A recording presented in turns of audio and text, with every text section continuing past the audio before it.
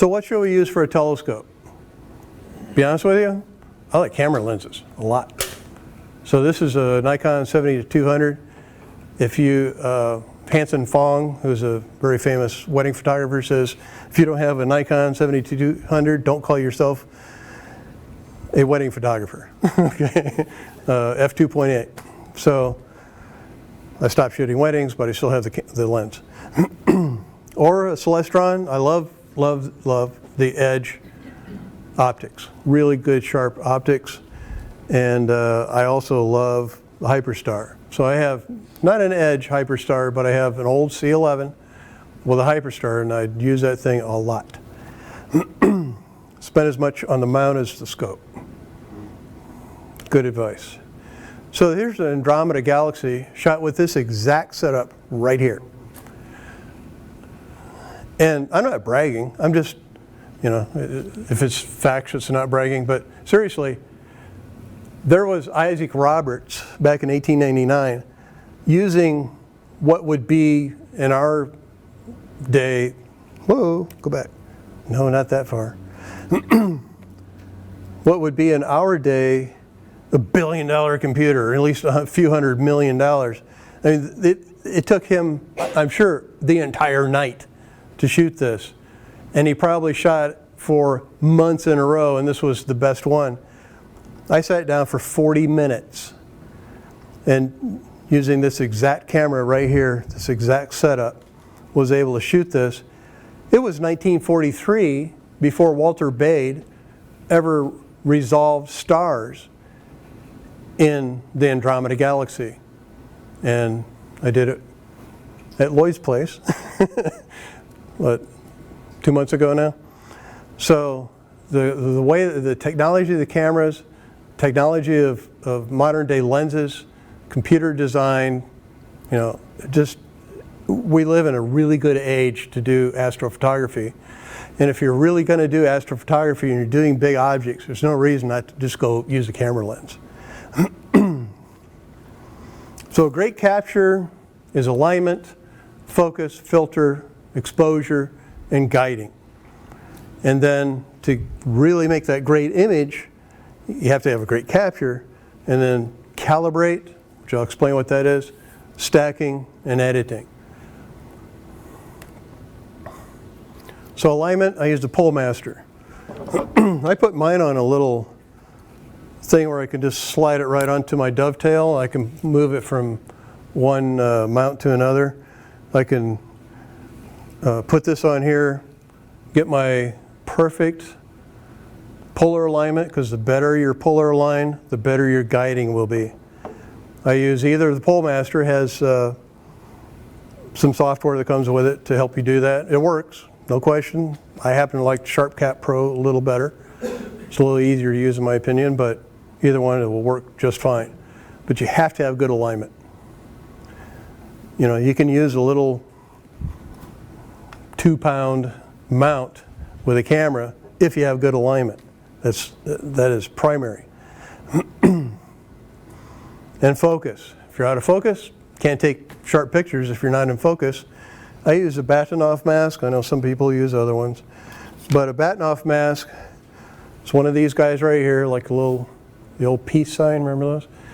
So it just pops on the front of the lens, and then when you do that, you point at a really bright star, and it'll make this little pattern here, a little cross pattern, and that as you focus in and out, that middle bar will move up and down.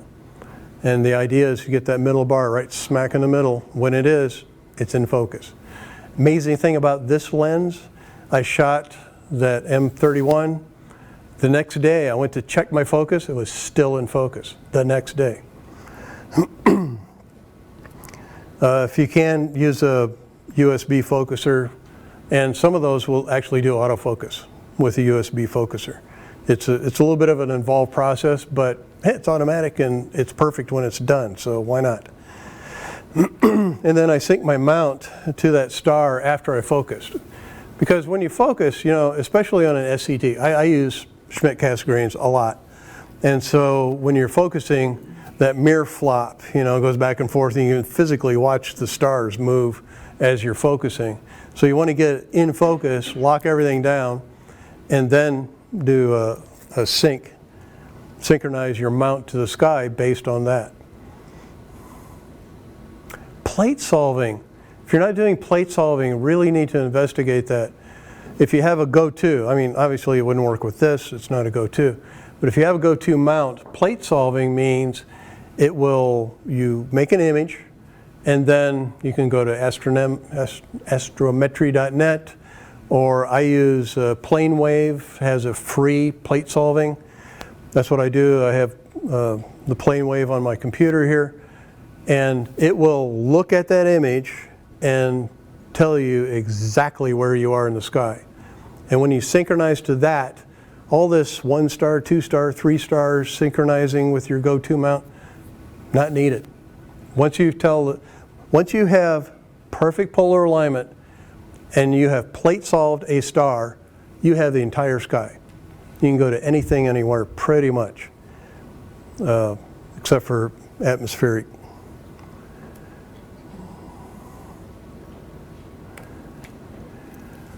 I use a filter. I use a Optilong makes a thing called an L Pro. I understand they came out with something called L Enhance. And what it does is it filters out the bad stuff. So you see these green lines is what we want to photograph. The yellow lines here is what we don't want to photograph. Mercury vapor, sodium vapor, all of those lights. We want to filter those out. And so, yes, I have a 77 millimeter L Pro filter on this camera because it gets rid of all of that oxygen, or not oxygen, but all those other bad stuff. So for one-shot color. And the nice thing about the L Pro is it doesn't change your color balance. Excuse me. LRGB for reflection nebulae in galaxies, narrow band, as hydrogen alpha, oxygen 3 primarily, for emission nebula under urban skies. Now, with the exception of M31, everything else that was in my portfolio is all shot in my backyard. So it's Bortle 8. It's, you know, as you walk out, look up, well, not tonight, but on a clear night, it's exactly the same sky as what we see here on a clear night.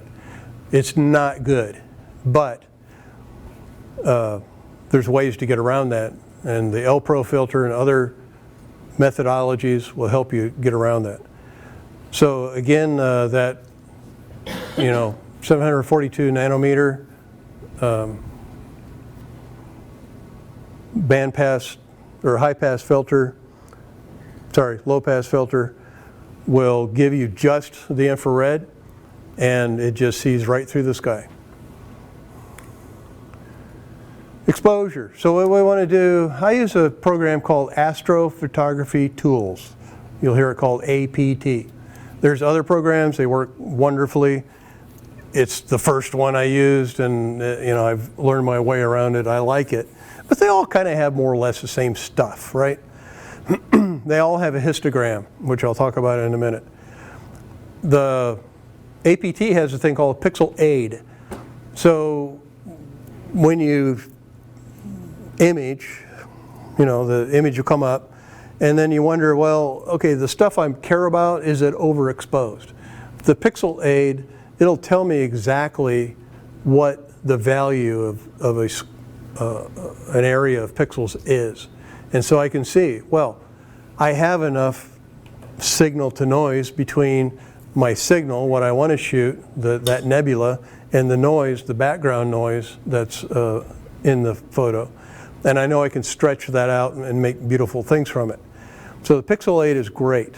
And it also tells me if I'm blowing out stars. Because if I shoot, Orion's coming around. Well, guess what? Trapezium is absolutely one of the most difficult things to shoot.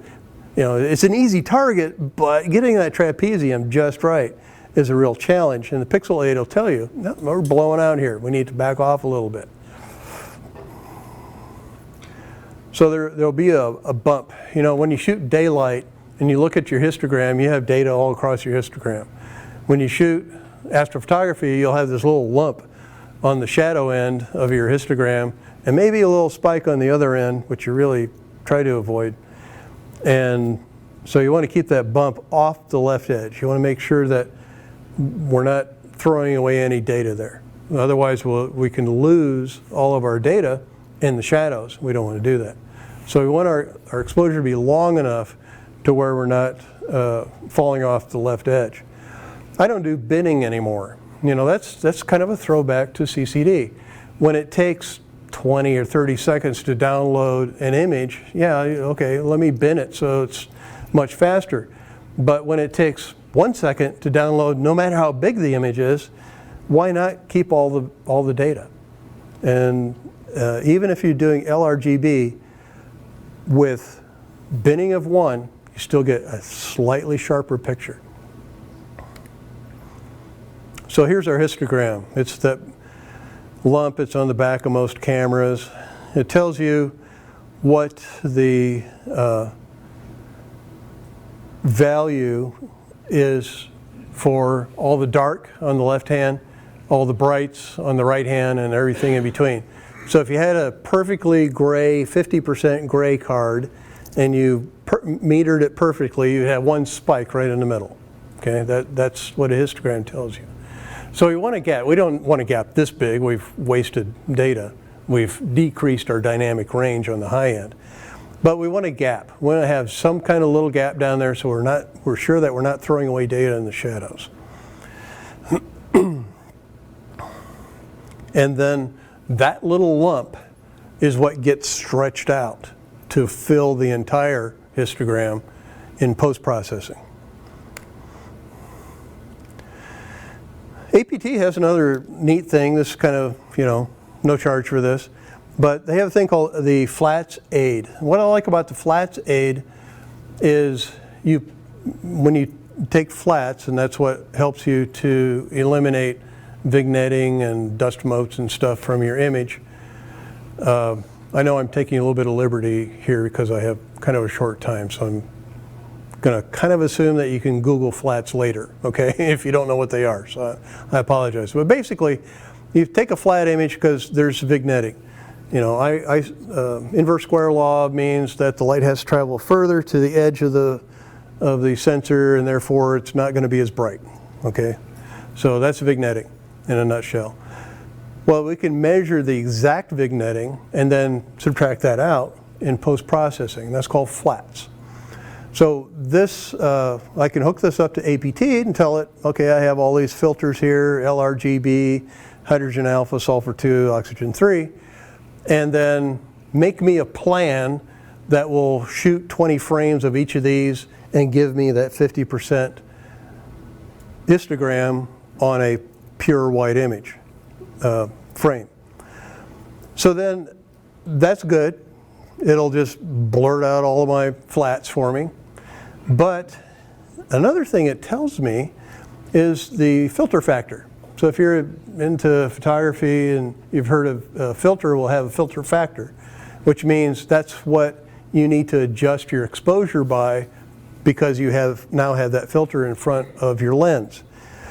So you do all these flats. Well, this is telling me if I normalize for my luminance, then I can see, my red, if I want to get exactly the same amount of photons of red light, I need to multiply my exposure by 2.3.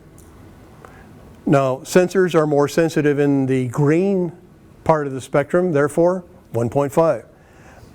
Blue, 2.2.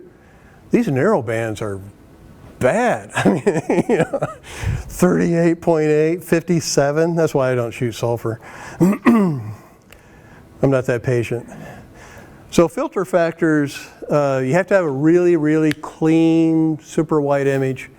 So sky's good, although it's blue when you can see it. Basically, kind of a rule of thumb is based on your luminance, multiply by 2 for your chromates, your red, green, and blue, and multiply by 10 to 20 for your hydrogen alpha and your narrow bands. So if my L exposure all that histogram, I'm off the left edge and I'm not spiking out on the right side and everything at 120 seconds. I like that for my luminance. The first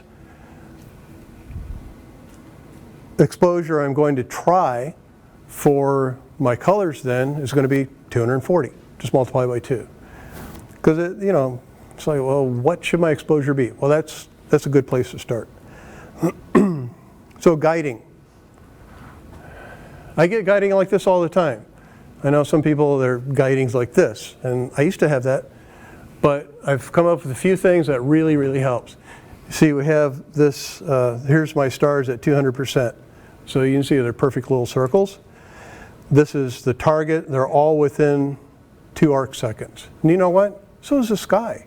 That's part of the problem with guiding is, I think my mindset was, oh, I looked at the guiding and it's going up and it's down and it's up and it's getting out of, what I think it should be, and it's not absolutely perfect. Well, guess what? Who cares? Neither is the sky. So as long as my guiding is at least as good or better than the sky, I'm good. It doesn't matter how much spiking, whatever I have. So here's 20 minutes worth of guiding. Just very relaxed. Not the way it used to be. So primary right ascension tracking errors. So declination drift is from polar alignment. If your declination moves at all, it's because of polar alignment. Think about it. Star didn't move. Now it might have a little bit of movement again because of the atmospheric refraction. But again, actually I didn't say this yet. I always shoot at least 20 degrees altitude. And really, I don't really get serious until it gets up to 30 degrees altitude because of atmospheric dispersion and atmospheric refraction. Who needs it? Wait until it gets up higher. So generally, seeing, especially in Houston, you're really good to get 2 arc seconds. So perfect guiding then really is less than 1 pixel. You don't need perfect guiding. You don't need perfect guiding. You don't need it. What you need is reality guiding. Reality check. Is your guiding better than the seeing? If your guiding's better than the seeing, that's as good as it's going to get. You should only require an occasional nudge. So looking at this, every 10 and 15, 20 seconds, there'll be a little bit of a guide spike, because you can bring up corrections. It's not constantly moving up and down and back and forth. So, how do you get to that point? Lock down every optical element. I might also add, if you can, do off-axis guiding, OAG. Now that used to be a problem because the off-axis guiding on the older cameras went through a filter, and we know if you're doing narrowband, you have that 20x filter factor, big problems. But if you put your guide scope before you get to the filter and use CMOS, then you have plenty of stars to choose from. Polar line, balance, a little bit heavy on the east side of the pier. So the scope is continually spinning west because the sky is continually spinning west. So we want to always have our east side of the pier a little bit heavy, slightly heavy.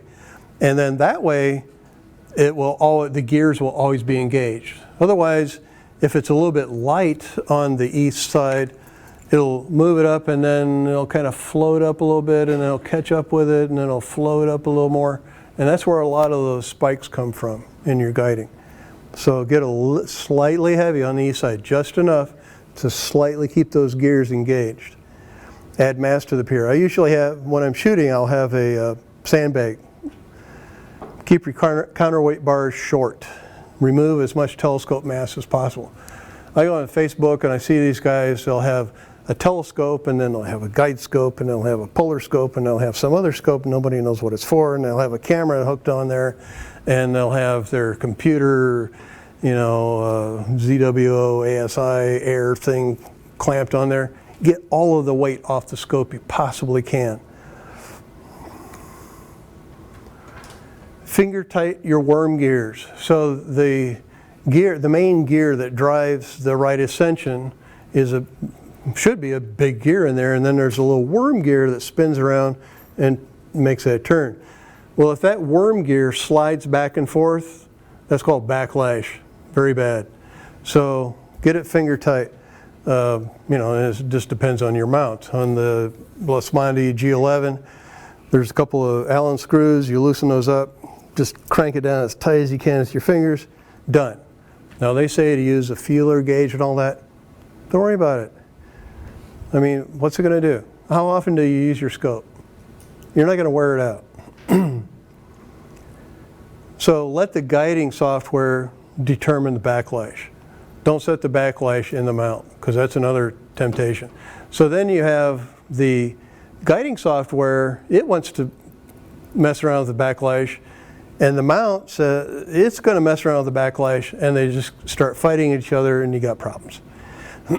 Use periodic error correction. Good PEC is your best friend. And if you don't ever want to actually guide, you can still program the PEC using your main scope. So, and if you don't borrow a camera from somebody, if all you do is visual, and get that PEC program, if you know, not all mounts do that, but if you can, program the PEC in the mount, however, whatever means you need to do that, and now it's going to guide across the sky without thinking about it, because the mount is going to do little speed ups and little slowdowns because of the eccentricity of the gears. It's all going to be taken care of. And now, if you do guide, then the guiding only has to actually fix problems, not deal with the worm gear and the eccentricity of all the other gears. So that's a big help. So you only need to computationally resolve one arc second at a 10-to-1 ratio. So I have, you know, don't oversaturate your guide scar. If you're using PhD2, use the Alt-S to auto-select the star and run with it. It knows what are good stars. So my Hyperstar setup, 560 millimeter telescope, 2.4 micron pixels, that's that ASI 183, means that I'm capturing 0.88 arc seconds per pixel. So a really tiny part of the sky. So do I need 0.88 arc seconds of guiding? No. Computationally, I can do 8.8. I can do a 10-to-1 ratio. Trust me, it really works. So I have a 120 millimeter guide scope, a little tiny thing. And I mount it up under the telescope, so it's closer to the center of axis of turning. If I put it out here, now it's a bigger lever, right? I put it here, it's less of a lever. I'm keeping the weight off of my scope. I'm keeping the less weights on my telescope. So computationally then, my guide scope is 8.9 arc seconds per pixel. Sounds like a really bad number. It isn't. Trust me, it works perfectly every time. That what I showed you first, that is done with that exact setup, what I just showed you. So computationally, you just need that 10-to-1 ratio. So control your mount directly. If you're using ST4 cable, I'm pretty sure that your go-to scope will allow you a way to not use the ST4 cable, and the software PhD2 can control that directly. So you're not having to go through these, you know, opening and closing relays to speed up and slow down. It can actually do whatever exact number it needs to do, and it does a better job that way. Minimum 2 to 4 second exposures. I see a lot of guys get into trouble. They're using half-second or 1 second exposures. Stretch it out. If you're having problems, the very first thing I would do is just start cranking up the exposure time. And then, of course, finding a different star because you're going to blow out that one. Because if everything's right, if you've done your permanent periodic error correction, you've done your perfect alignment, guiding is almost unnecessary. So longer exposures, not a problem. Calibrate near the 10 degrees and, in other words, near the zenith, up in that area. Because in that way, your changes have the maximum effect. You have less rounding error when you shoot at a different part of the sky. If you have problems, only guide north or south. So if your polar alignment is a little bit off, and guess what? It's a little bit off. Because even if you have it perfect when it's set right at the North Star, by the time you slew it around, all the gravity is going to pull it over just a few thousandths of an inch a different way, and now your polar alignment is off by whatever that amount is. And so check and see. Turn off deck guiding, declination guiding, turn it off altogether and see which way it drifts. If it drifts north, then turn on south guiding, bring it down, and now it'll float north and then be pulled back south again. So there's no backlash. You can't have backlash if you're not trying to go north and then south, and then north again. Let them have high settings. Let the deck go whatever it thinks it needs. My setting, you probably didn't notice, my deck setting is 8 seconds. Because every now and then it just gets really stupid. And if I just tell it, okay, you just figure it out. Here, take all the time you want. And then it goes, oh, yeah, I know what to do now, and everything's happy. So your minimum motion just needs to be greater than the seeing of the host scope. So don't guide seeing. That's a big problem. See, stars are going to move.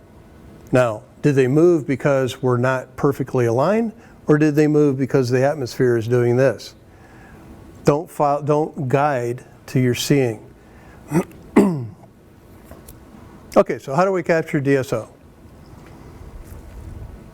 Again, I use pixel tool and the histogram to determine the exposure.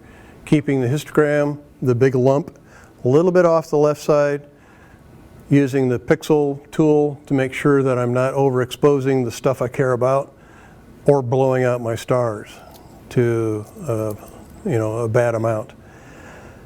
I use a magnifier tool that allows me to move this little box around on the screen, and it'll magnify it by 3 or 5 or 10 or 15. And actually I will leave it on a star when I'm doing the run of exposures, and just watch that star. If it starts to get fuzzy, oh, maybe I need to refocus. If it starts to move around, oh, maybe I have some flexure. CCD flats will help me determine my filter factors and make a nice easy run of flats. All I have to do is have a nice white blank, something to point my scope at. They have an object calculator in the APT, and that you enter your focal length and the pixel size, and then it'll determine your arc seconds per pixel. Kind of nice to know, especially if you're trying to reach that 10:1 ratio for your guide scope, or better. I mean, it can be better than 10:1, but it doesn't need to be. And then point craft is what they call the plate solver. And if you're not doing plate solving, highly recommend you start, because it really makes a big difference. And then once you've found the object, synchronize, and now with correct polar alignment, the whole sky is known to the mount. Solar system capture, I use something called SharpCap. Again, you want to do polar alignment, because you can't, well, I guess you could, but you don't really guide when you're doing planets, because for one thing, the planets are moving. You don't realize it. Looking at the sky, they look kind of still, but they're really moving. And so you want to have good polar alignment so you can just track across there a given target, probably not on it any more than 5 or 10 minutes. So, yeah, good polar alignment will get you there. WinJupos, compatible file names in SharpCap, so you don't have to actually type in all the information when you get to WinJupos. It just reads it off the file name. Shoot in RAW 16 color space, gain somewhere between 120 and 270. And that, I'm just telling you what works for me. This is my best practices. So I underexpose 1 or 2 stops because, again, stops are bits. At this rate, I have 11.8 bits to work with. And the stacking process is also going to expand the space between those bits. And so by the time I get all done stacking, I have lots of bits to deal with. So I can underexpose, I can throw away bits, not a problem. And by underexposing, what that means is I have faster exposure times, which means seeing happens, right? But if I have a really fast exposure time, I can freeze frame the seeing. And now when I go into stacking, I use a sophisticated stacking program that can actually look at all of those variations and kind of stretch things back out to where they need to be and then stack that image. So being able to freeze frame the motion blur is a good thing. And then there's a display histogram you can stretch to see what's going on.